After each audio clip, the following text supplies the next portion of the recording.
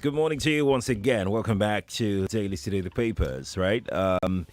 It's 7:32 from our studios here. You can watch live on Facebook and on YouTube. Just type in Nigeria Info 99.3 on Facebook and on YouTube, and it will pop up. You can click on it, and voila, you'll be here watching. I'm Sheriff Quadry. Sheriff, congratulations. We should congratulate you because you're the leader of the pack. Thank you, sir. Yes, because if it hadn't been that, if it was something in the reverse, everybody would be pointing fingers at you. So, of course, you know that we are the radio of the year, and this is the numero uno. You know, he's the reason why I'm saying all this is not just because I like you, I appreciate what you have done, and so on and so forth. The major reason why I'm saying it is that on you falls the responsibility for celebration. Yes. Meaning have we have something to drink. Yes. That's the entire reason of this accolade. That's all this accolade. After all, what is my own? What is my own? What is your own? How? My hand. But you know that you are the ancestor. You have to also, do what ancestors do. Yes. Ancestors give directives. No. Okay. Look at you. Ancestors help. Look at your country now. When Seun Kuti had this whatever, the IGP ordered them to go and arrest, but the chairman of the PSC, former IG, he put in his word. It will give directive. I've given a directive. Oh yeah, you have won. Good morning, everybody. It's. I was very happy when I heard that. I go to bed early, so when I heard this morning that radio station of the year, I'm so proud of everybody around here. To be honest, from the bottom of my heart. And we also thank you, listeners. We can't thank you enough. Somebody called in this morning and said something that struck me, and he said that we are all one big family, and that touched me. It reminded me of when the first copy of Vanguard rolled out, and we were there, rolled out from the machines at about 5 in the morning. We're all blurry-eyed, tears and so on and so forth. And I remember Uncle Sam just saying that, well, it's out there now, it's out of our hands. In the media houses don't belong to the owners. They get all the money. But it's the listeners and the readers that actually own these publications and stations and so on. And that should be the spirit of the media. Right. So these stations belong to you. They don't, we come do a bit and go, come do a bit and go. Okay, so the money goes, of course, money goes. But these stations belong to you, and you must never forget that. Therefore, you have a right.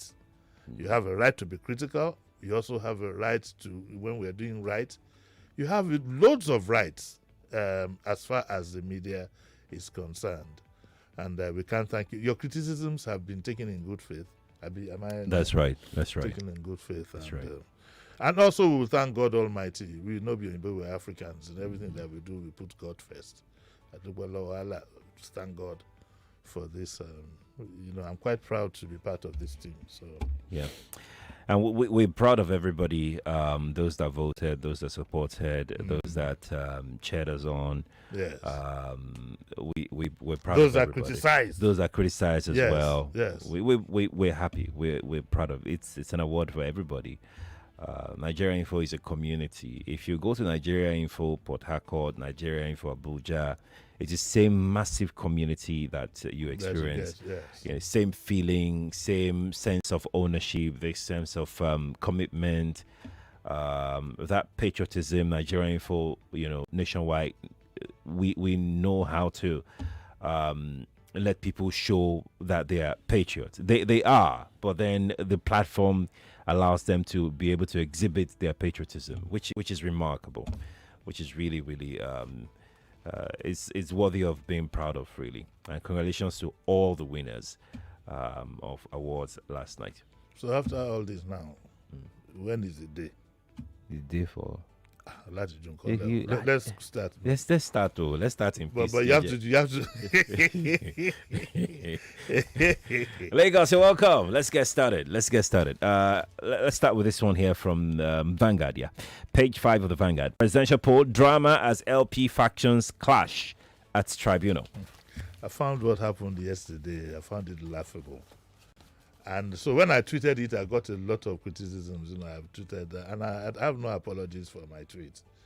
Because in the first place, I don't think this acting chairman or whatever he is, I don't think he went about what he was doing the right way. Number one, I find that if you're a committed member of a party, during a time like this, even for the country and for your party, this is not a time for you to be a rabble-rouser. To be honest with you, let's call a spade a spade.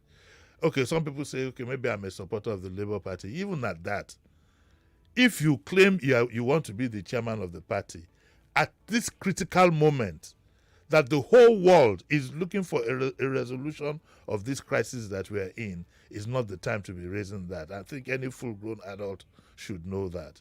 Secondly, if you want to assert yourself, this gentleman had no respect for the Supreme Court. It's not in the Supreme Court that you start behaving like a labor unionist. Somebody is seated and you tell him to get up. The proper thing to do is, if for any reason you thought somebody had occupied your seat, you report to the authorities. You don't go, in the Supreme Court. In the Supreme Court, you don't go to the Supreme Court and start wanting to struggle. I felt that he could have conducted himself in a much better manner. The way he's going about this leads to suspicion that some people would probably be thinking he's being pushed for somewhere. But even if you're being pushed, for God's sake, let's show some decorum. So I think from the onset he brought it upon himself, whatever happened to him, and I have no apologies whatsoever for not that I condone it, but well, that's he what do you call it now? He cast the first stone. I mean, come on, a party chairman, you get to a place you want to assert yourself, you call the attention of the registrar and the authorities and tell them, please, this gentleman is occupying my seat. You can't even do this at a wedding, not at a social event. So he didn't conduct himself well. I don't know, the court has ruled that he's the acting chairman, but even at that, and what is special about a seat anyway? He could have sat down honorably anywhere and then lodged a formal complaint. I'm not too happy with the gentleman. I'm not too happy with him. People should also know that they should take this tribunal very, very serious for the sake of Nigeria. It's no longer about Labour or APC or PDP. It is a Nigerian thing. The future of this country depends on this appeal, this tribunal that's going on. And to use it as a place for rabble rousing and so on and so forth, I was highly disappointed in this party chairman. No matter the excuse that he has, he could have conducted himself in a much better manner. And generally, I would just say to the Labour Party, to everybody there, please remember that you are representing the interests of many Nigerians at home and even all over the world, those who have interests in Nigeria. When I say you are representing their interests, I don't mean they are your supporters. But what I mean is that everybody is looking for a resolution of the crisis. And we don't want our minds diverted by this kind of trivia and what I will call to some extent bad behavior. So that's my reaction. On YouTube, Blair Anya says his conduct makes it easy to speculate that he has been planted in that party to cause confusion. Yesterday was a show of shame, and he didn't act in the interest of his party. Well, I mean, it's quite. I mean, unless we just have to be polite here. All of us have a sense of what could have happened. Oh, definitely, all of us have a sense of what could have happened, and it's just a pity, Well, let's go on to Abby. Yes, let's speak our next story. It's an interesting one. Violations. Lagos arraigns owner of collapsed building. Aha! This is very good, and we commend the Lagos State for this. The Lagos State has arraigned the owner of a 3-story building along Adesegun Okunuga Street in Elegushi. The owner of the property was his name Kenneth Okenini, for various offenses, including disobedience of an order by LASBCA, Lagos State Building Control Agency, and so on and so forth. And the arraignment followed an earlier warning issued by the state government, and so on and so forth. So he violated whatever it is, and is in court. If he is in court, what about those whose buildings actually went down and people died in the process? We are happy that this has happened. We have an example to go by. But what about instances in which the buildings actually went down? What is the Lagos State government doing about those people? I think fair is fair. Do you get what I'm saying? I think fair is fair. We thank who is this now? Mr. Bolahon Oki. He's done a good job. He's gotten him prosecuted, serve as a lesson. But there's those who at least should be facing charges of manslaughter and so on and so forth. But in the first instance, we don't even know the owners of these buildings. And by the way, let me quickly say here to congratulate Steve Ayanride. He just launched a book. He's a former Lagos commissioner. He launched a book that celebrates the landmark achievements in the film industry. I'm playing a bit of politics here. We never saw eye to eye during number this time. Right. But the day we actually met each other, it was a nice, glorious day. We hugged. What was he drinking? I was drinking gin and tonic. And we hugged, clean glasses, and so on and so forth. And I like the spirit. Also, the spokesperson of Aregbesola was there. They knew no peace. But at the end of the day, we all laughed about it. It's important that people know these things, that professionals can clash and whatever. But we don't take it too personal. We don't take it too personal. So, Steve, congrats. Right.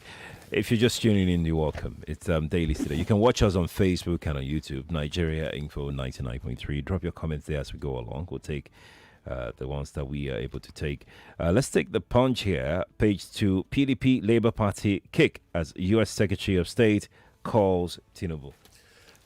Well, so the U.S. Secretary of State has called Tinubu. But the PDP, the PDP and the Labour Party are kicking. And the story says here that article says that he was dismayed by Blinken's communication with Tinubu. He says that because he contradicted the position on the position of the U.S. on the general election in Nigeria. So he expected that, the U.S. won't have any contact with him and so on and so forth. Atiku is a former vice president. He knows that America's interest in any country is their own interest. If you can't get yourselves organized and conduct proper elections and so on and so forth, whoever you produce is the person Americans will deal with. Because the American interest always comes first. And that's why I respect them. If you can't get yourselves organized, if you're busy fighting yourself using thugs and doing all kinds of fraud things during the election, that's your headache. That's the honest to God truth. We should be ashamed of ourselves, really. The way we conduct, our leaders don't even show what you would call a Nigerian interest. It's their own interests. Then they upscale a bit to the party interest. They don't even think of the interests of their supporters. It's their own interest. Anyway, Blinken called, unexpectedly, Blinken called, what's it called now? He called Tinubu yesterday. So he would have called him in France. And the statement is that Secretary Blinken spoke this morning with Nigeria President-elect to emphasize his continued commitment to further strengthen the U.S.-Nigeria relationship with the incoming administration. It's called U.S.-Nigeria relationship. It's not called Tinubu whatever relationship. So whoever you put forward, that's it. The Secretary noted that the U.S.-Nigeria partnership is built on shared interests and strong people-to-people ties, that those links should continue to strengthen under President-elect Tinubu's tenure, and so on and so forth. And Tinubu's media officer, Tunde Rahman, and he says that he noted that the matter of endorsement of the incoming administration by the two countries have never been in doubt. He's also referring to the UK, that they got a letter from, what's the gentleman called now? The UK, Rishi. They got a letter from Rishi. Look, these people have their own, they are not going to put a halt to their lives because you can't get yourselves organized. The unfortunate thing is that because you continually are not putting your best foot forward, that's none of their own business. The world is competitive. In fact, let me put it bluntly this morning, the more you fail, the better it is for them. You will continue to be dependent. Any minute from now you'll be hearing about aid. We are going to give you 100 something for vaccines. We are going to give you 100 million to fight water irrigation. They know you will whack the money.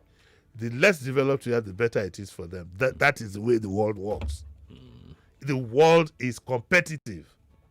So it's up to us. It's up to. I don't blame. I'm happy that Blinken called, because his paymasters at home, his own people know that yes, you're pursuing our interests there. If whoever is their president, make sure that American interests are protected. I'm looking forward to the day we'll have that kind of concept. We'll have leaders who will put the interests of Nigeria forward. The only leader that I remember in my lifetime who has done that is General Yakubu Gowon, and thank God he's still alive to hear my appreciation of how he conducted himself. Indeed.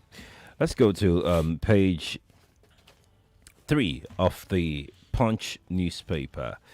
In fact, we're going to go into the inside pages of Metro. The pages 4 and 5.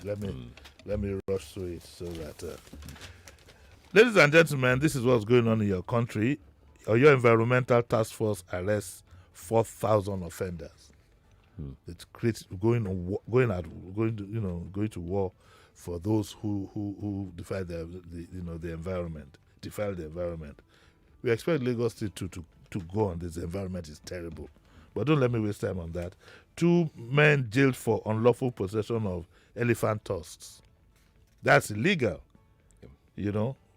and they were given 4 years imprisonment for possession of elephant tusk and pangolin scales. Oh, Willie Thomas, may you rest in peace. He was a strong advocate of this.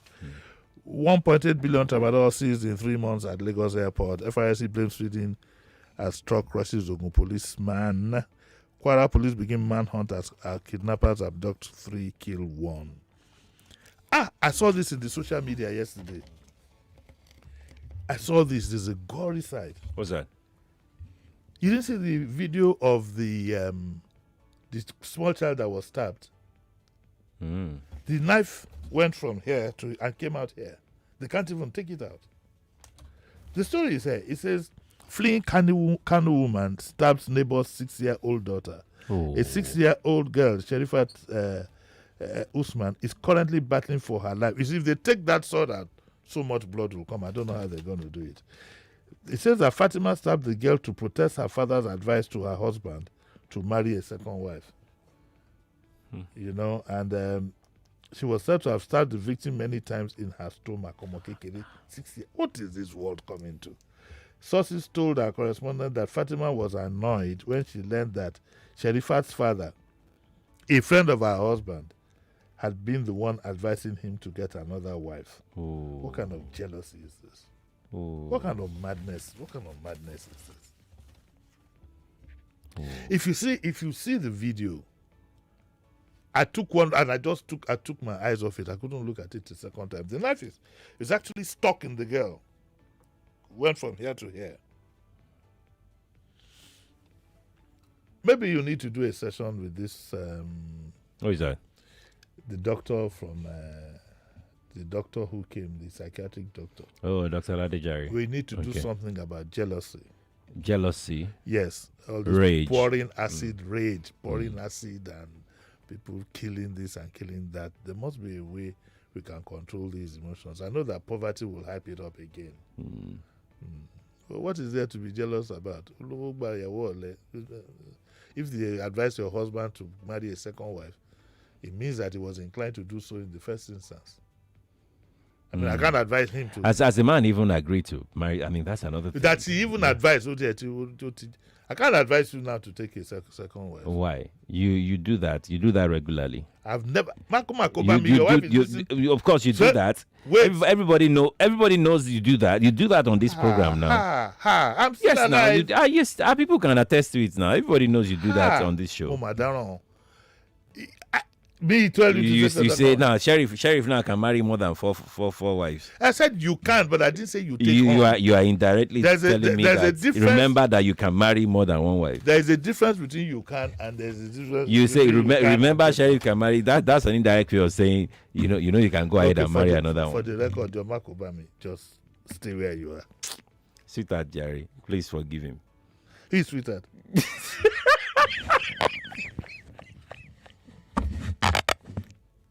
Which one of them is sweetheart? Is it the one in Ibadan or the one in Lagos?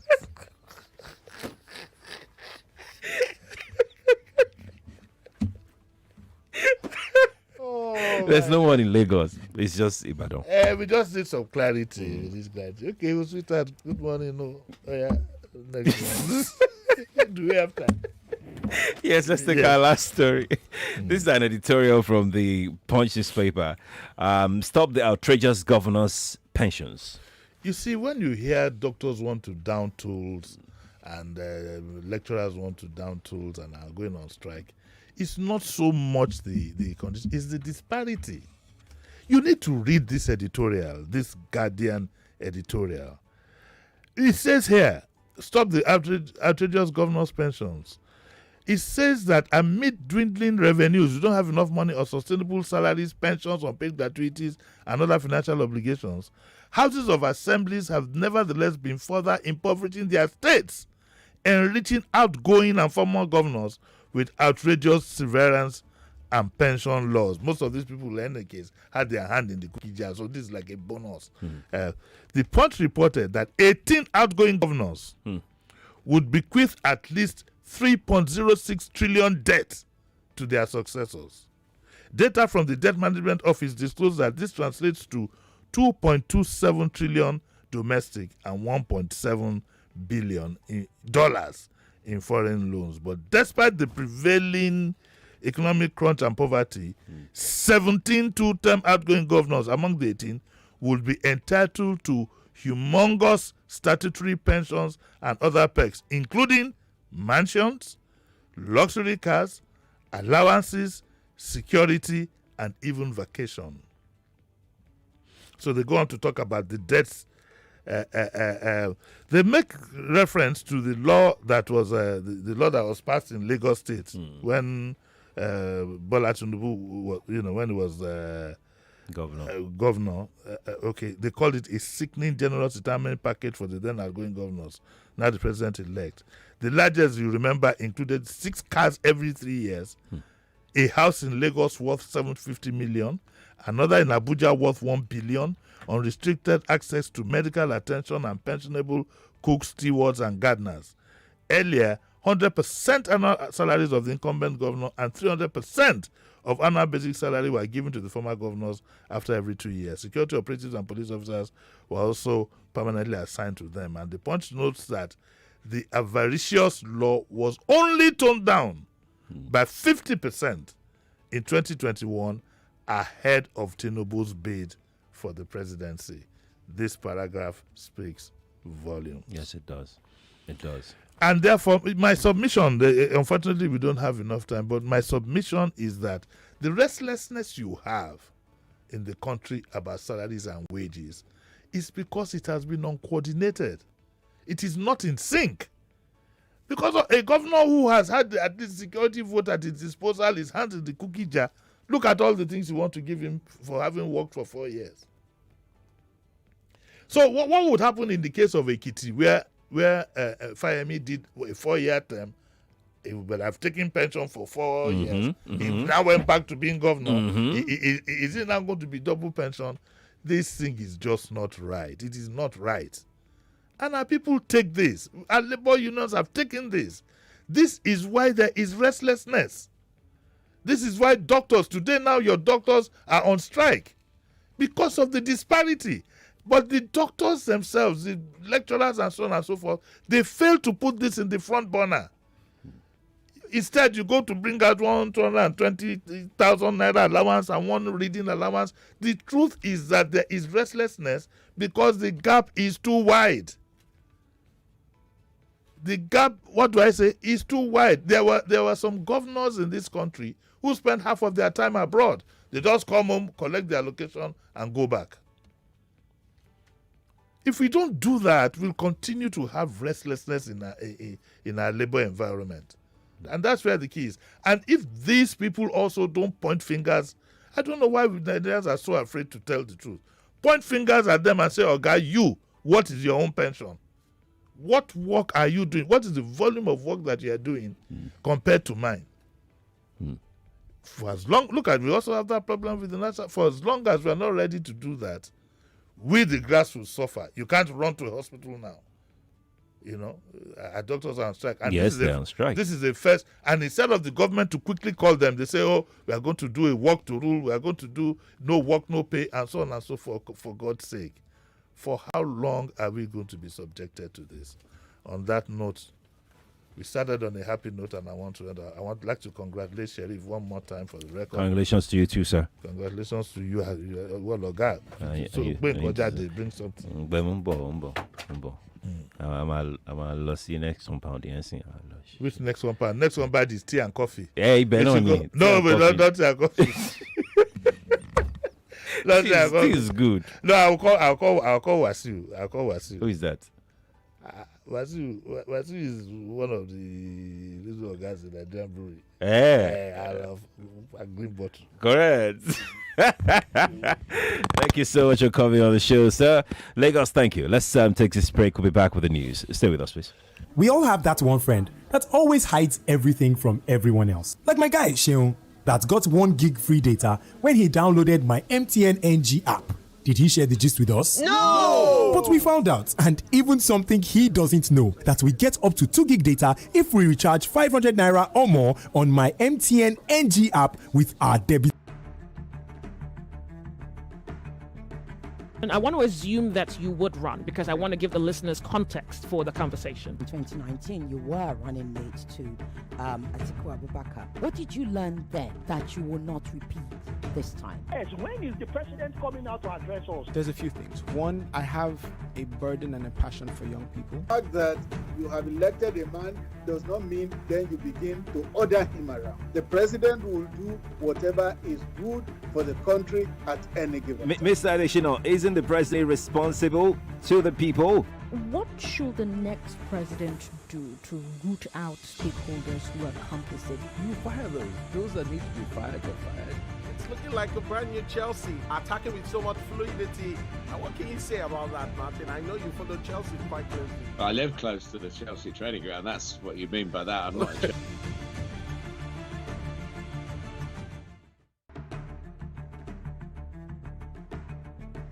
And I want to assume that you would run because I want to give the listeners context for the conversation.